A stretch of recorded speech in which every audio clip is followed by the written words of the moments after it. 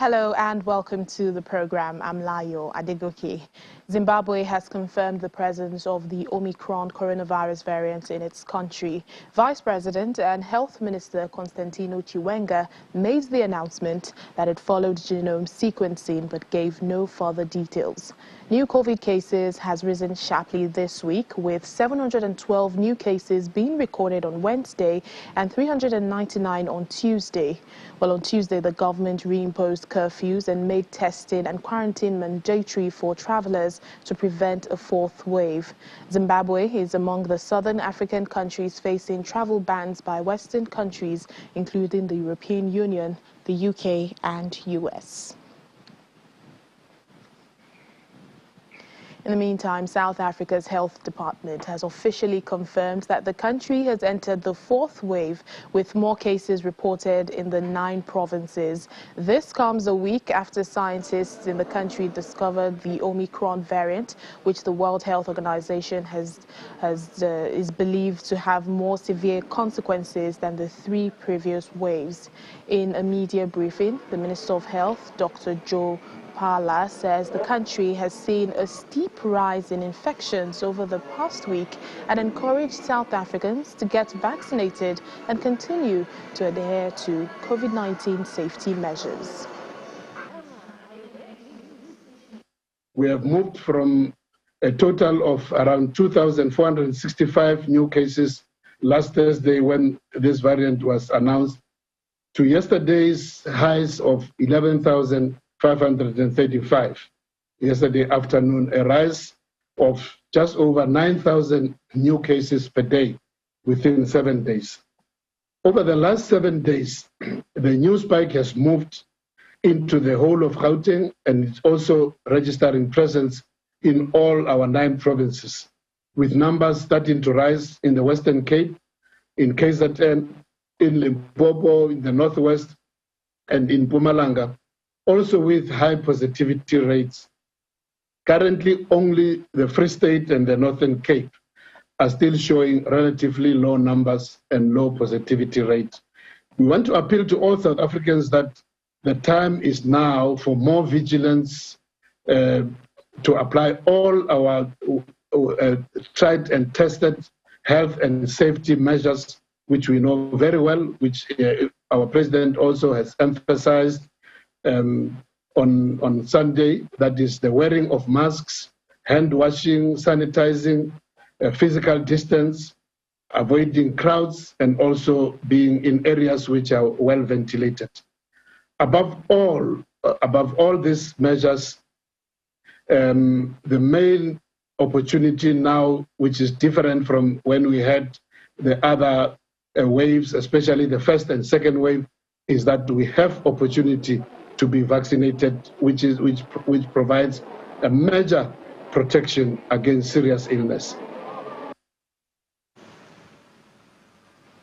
Well, South Africa's President Cyril Ramaphosa is reiterating his stance on the regional travel bans that were imposed following last week's discovery of Omicron. Well, during his first official visit to Côte d'Ivoire, President Ramaphosa said the restrictions are unscientific and risk forming a global health appetite. He adds that the travel bans had already begun to affect South African businesses, calling it a slap in the face for African scientists who discovered the variant. The imposition of travel bans on South Africa and a number of countries from Southern Africa are regrettable, unfair, and unscientific. Given that it was our own scientists, African scientists, who first detected the Omicron variant, it is also a slap in the face of African excellence and expertise. Whilst we respect the right of every country to take measures to protect their people, the sustained global cooperation we need to overcome the pandemic necessitates that we are led by science and not by emotion and not by political considerations. As South Africa, we stand firmly against any form of health apartheid in the fight against this pandemic. The Egyptian government has started the first phase of clinical trials for a locally manufactured coronavirus vaccine, Covivax, that it hopes will cement its position as a vaccine hub in Africa. According to the Minister of Higher Education, Khalid Abdel Ghaffar, the vaccine, which has been in production by the National Research Center since April 2020, has proven to produce antibodies to samples taken from infected individuals. Mr. Ghaffar says the success of the trials is key to ensuring an Egyptian vaccine will be available for the country to vaccinate a population of 102 million.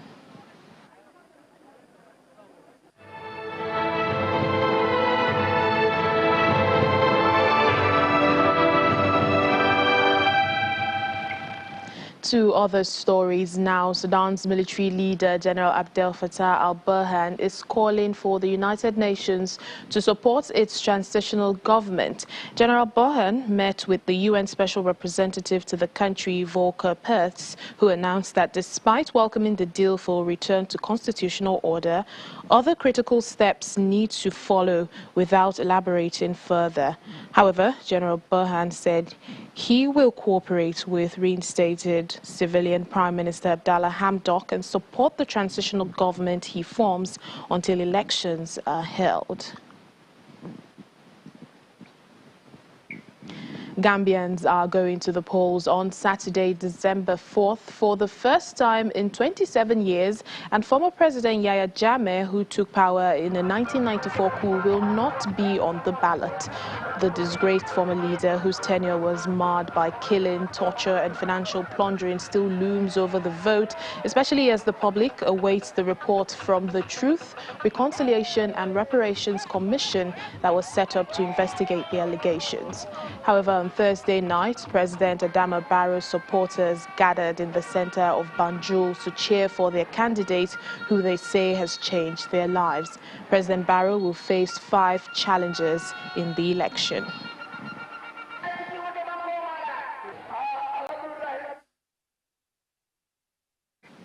Over in Libya, supporters of the son of the late leader Muammar Gaddafi gathered in front of a court in the southern city of Sebha to celebrate a court's ruling that allows him to run for president.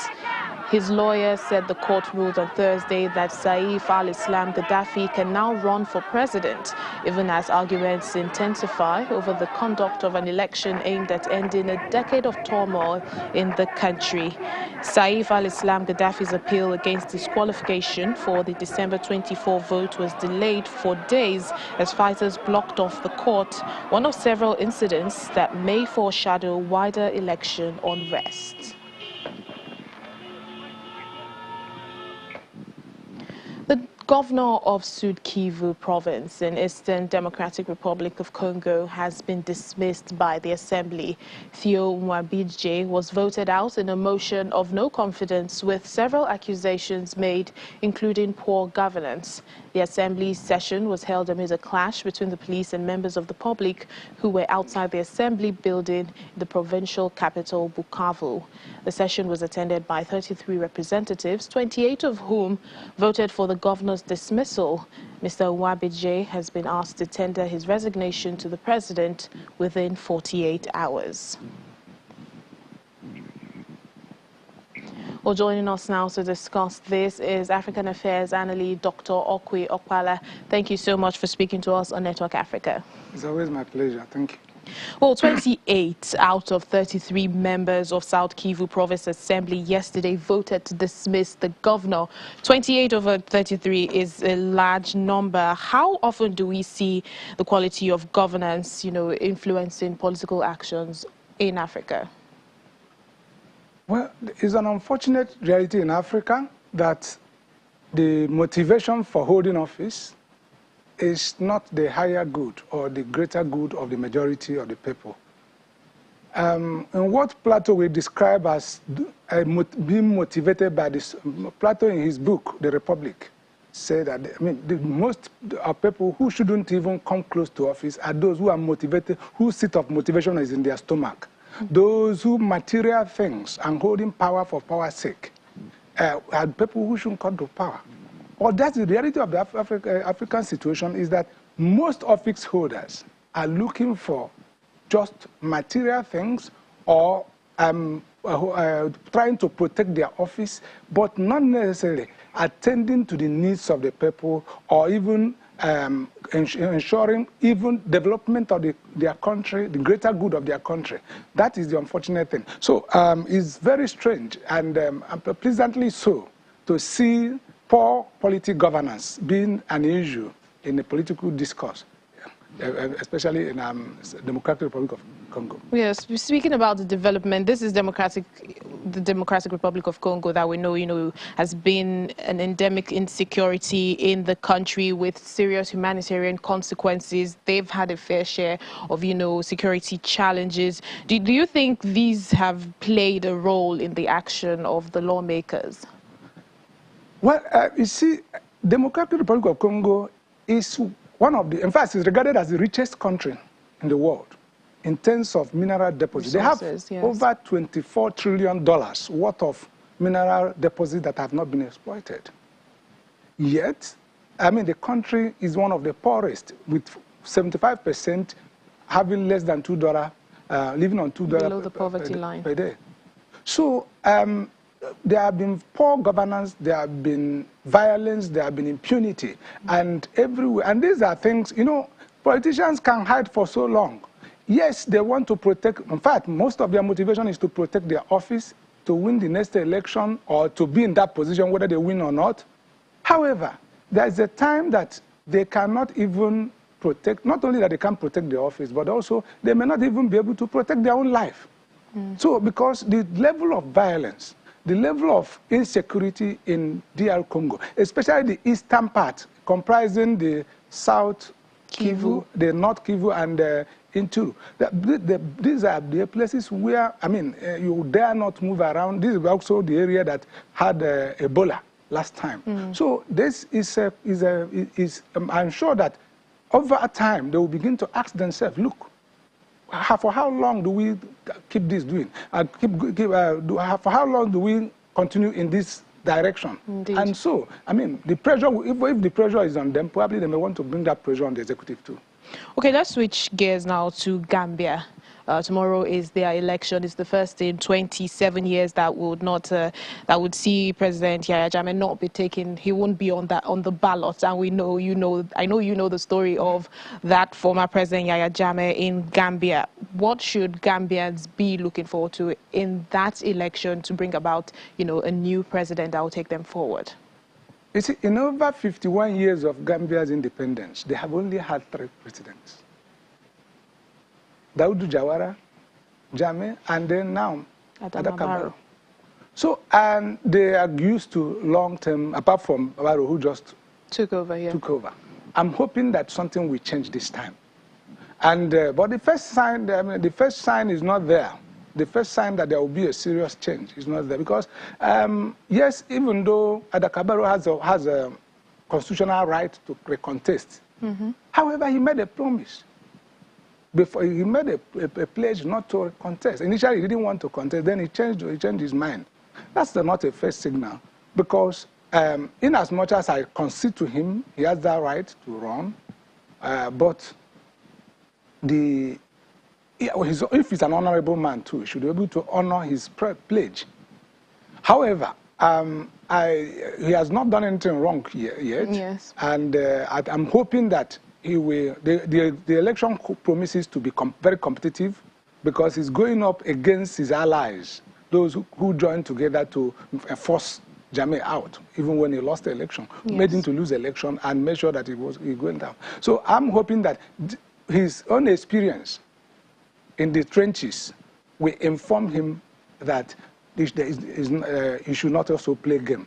He should allow the will of the Gambian people to prevail. Right. And then if he loses the election, to be a statesman. Take it in good faith. But if he wins clean, then, of course, the Gambian people should accept him. That means that the Gambian people accept him, and then the rest of the world will also support him.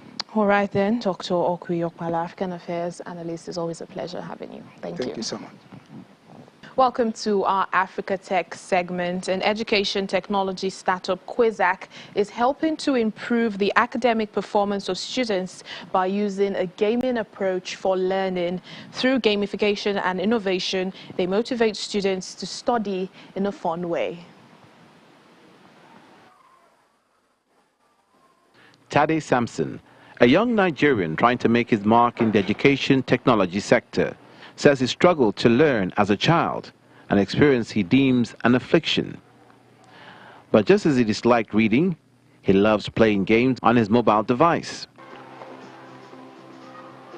He says he managed to pull through all the way to his university level, experiencing the same problem over and over, until he met two other individuals of like minds, Hussein Alayo and Tobiloba Awugbemi. Together, and with the vision to make learning as fun as playing games, they founded Quizzack in 2019. It breaks every topics from every subject down into different games. Then as a student or a corporate organization, you could go on to Quizzack, you could pick a topic, and then you could really share it among your employee or among the students, and you all could play together in a real-time manner. The web and mobile application, through gamification, motivates and incites engagement among players, a different method from the traditional means of learning, all to show that learning can be fun. What we want to do with gamifying learning is that we want to motivate every student to read their books. For example, we combine different mechanisms that exist in traditional games, such as challenges, such as points, such as badges, such as rewards, and we put them into a platform so that when you play a topic on Quizzack, for example, you score a point, and these points at the long run you can use it to get a gem, and these gems you can use them to claim a reward. Although the EdTech startup scaled up during the peak of the COVID-19 pandemic in 2020, they had to pivot their business model to make parents their target and not students. A lot of these students were using the platform, but the problem was they were not paying for us. And then we then realized that, yeah, this is logical. These are students. We're targeting them as a customer, but no, it's the wrong market, it's the wrong customer. Then that was when we realized that we rather have to target the parents rather than the student themselves. The educational quiz app is aimed at learners, organizations, and teachers to give them a personalized experience as well as enhance their retention for subjects learned.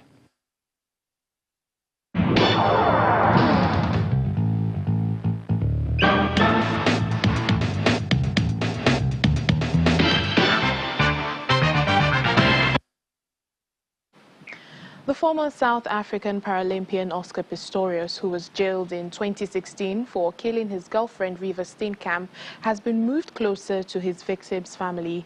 The move is in preparation for reconciliation talks that could help pave the way for his early release from prison.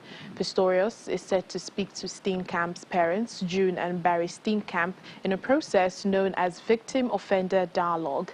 It's an integral part of South Africa's Restorative Justice program in its prison system that brings parties affected by a particular crime together in a bid to achieve closure. We've confirmed the transfer of inmate Oscar Pistorius from one of our facilities in Gauteng to Port Elizabeth in one of the centers under St. Albans management area. And this is necessitated by the commencement of the Victim Offender Dialogue, which ought to happens before any inmate is to be considered for parole placement. So it's not a parole placement process, but something that has to take place before we get to that point. So as the victims are based in Gqeberha, hence then we needed to take a decision then to move the inmate towards that side so that we do not strain the victims further. And it's not a once-off process. That's when there are different layers in it. There is victim offender mediation before we get to dialogue. And it's a process which is done by our specialists because they ought to prepare all participants. They have to make sure that people are ready. And during the dialogue session, when they pick up, there are certain things which are not going according to the plan. they have the right to even stop the process, prepare all participants once more, and assist them towards, that recovery, that healing, of those old wounds. But it's a very sensitive process, highly emotional, but it has to be done. And we do not force people to participate in it, but we are saying at least it does lay a foundation where people can, if possible, forgive each other, find one another, and then try to move forward in harmony. President Muhammadu Buhari of Nigeria has addressed the Nigeria National Day at the Expo 2020 in Dubai, and he says the theme of the Expo is apt as it enables countries to design the future that they want. The president is also calling for global partnership to guarantee sustainable development. The theme of the Expo, connecting the minds and creating the future, is apt as it challenges us all to work for the future we want. I congratulate the UAE authorities and the people for making all of us in these regions so proud for the facilities in this magnificent complex. The Expo 2020, taking place in 2021, is a direct negative impact of the coronavirus pandemic, which unprecedentedly shut our world against ourselves for over 1 year. The concerted efforts by world leaders working together enabled us to limit the catastrophic consequences of this pandemic. Such level of continuing understanding and pragmatic partnerships are needed and must be reinforced to ensure that our world is a better place that addresses humanity's common challenges to guarantee sustainable development and progress for the global community. Egypt has launched its second edition of its Defense Expo, a large-scale defense and security event allowing international companies to exhibit their latest technology in land, sea and air defense. Held under the patronage of the Egyptian Armed Forces, the event was held at the International Exhibition Center in New Cairo with more than 30,000 industry visitors. The event hosts more than 400 exhibitors from 42 countries, including American, British, German, French, Pakistani, Russian and Canadian manufacturers.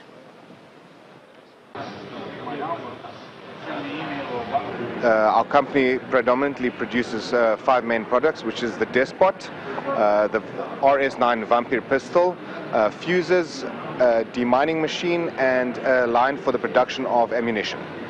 The Despot itself is a fantastic vehicle. It has a custom-built chassis, which is modular, which means it can be modified. It's got independent suspension, 12 cubic meters of space, which allows dual entry and exit out of the vehicle. Stanag level 2A. We have an MTU motor inside with an Allison transmission.